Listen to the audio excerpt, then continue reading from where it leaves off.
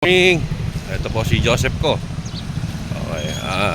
Ano lang kami, medyo may konting pagkatalo lang kami nang nagpa-counter sign ako sa Bai, sa Matnog.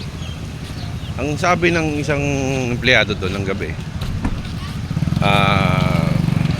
dapat daw yung permit pa-counter sign sa Tibungon. Yung sa Tibungon, sa may unang pasok sa ng Bicol. Pag hindi daw nagpa-counter sign doon at dumiretso daw sa Matnog, papabalikin daw sa Tibungon. Sabi ko, alam mo ba kung ilang oras ang Matnog to Tibungon? 14 hours. Papagurin mo yung tao. Diba?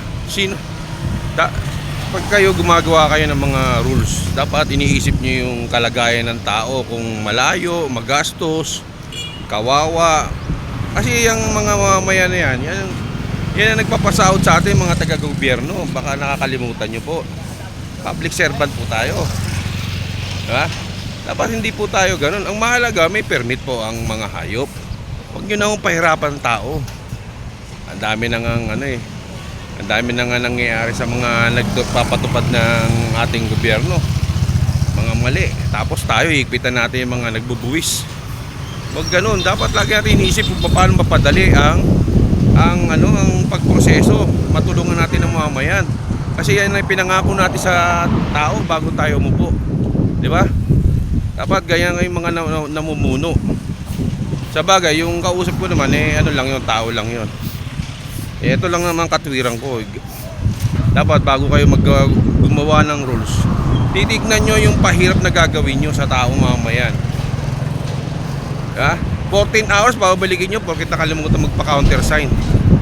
Mali yun kasi ang taong nagbibigay ng pasahod sa gobyerno. Wag ko ganun. Ang mahalaga, may permit, nakita nyo, tama naman, okay na, wag nyo na pabalikin. Yun lang masasabi ko sa Bai dito sa port area dito sa Matnog.